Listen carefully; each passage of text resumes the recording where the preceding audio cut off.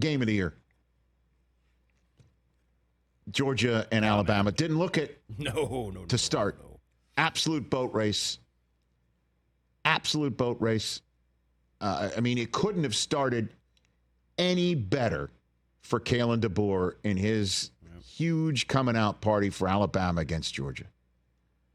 And then, I don't know how the hell this happened, but Georgia starts coming back. I'll be straight up with you. I left the game for about a quarter because, I was working getting ready for game day morning and figuring out, the rest of my week. And then all of a sudden, boom. Georgia comes back. Yeah. And, dude, where were you? You were not sitting with Sarah for this game? So we had a busy Saturday. So we were at we had a baby shower earlier in the day. Cage had t-ball practice, and then he had one of his classmates' birthday.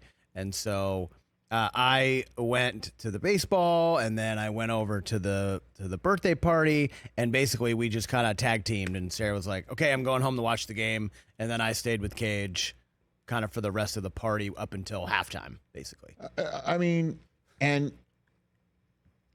It was 28-0.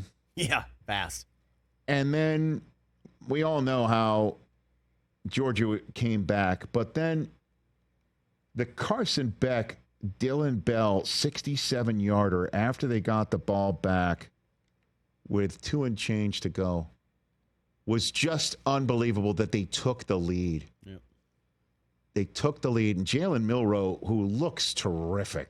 I mean, Heisman favorite. And you can't blame it in terms of quarterback. Look more on that in a second. But the kid I saw against Michigan at the Rose Bowl, that's not who I'm seeing here. Agree. Okay, he is absolutely better in every facet of the game. Every facet. You could tell processing, running. He looks faster, too.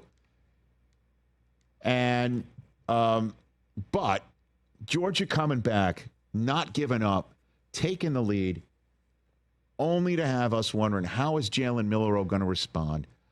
And he flings one out to his 17-year-old wide receiver, Ryan Williams. Yeah. And that kid making the catch that he made, then the pirouette that he made while catching it, and then the move that he made to get both Georgia defenders, he just out-jumped for the ball to collide. Yeah. And then speed into the end zone for a 75-yarder to put them up again. And then, of course, seal the deal on defense in the end zone, picking off Carson Beck. And that was after earlier in the game, he had maybe the catch of the year where he did a 360 tipping it to himself. I sitting there, I was screaming. Oh, yeah. Screaming.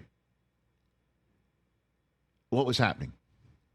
To see that touchdown for Georgia to complete the 28-point comeback, their biggest comeback in the history of the school, in Alabama, to potentially ruin the whole damn night, only to have Milroe come back and make that throw and Williams make that catch. My question for you is, if that's the way this kid looks like in the SEC at age 17, does that mean somebody had to cover him at age 16 in high school? Yeah. Yeah, probably some 14-year-old trying to cover that Could dude. you imagine? Yeah. Well, we say it all the time about these running backs. Try to imagine tackling Derrick Henry when you're 16 years old. How are you going to cover this kid? I don't know, man. You can't. It was awesome. That kid was unbelievable. One of the best players in the field and the youngest player in college football. I got to tell you, I was doing my other thing that while the blowout was happening, was, hate watching Ohio State.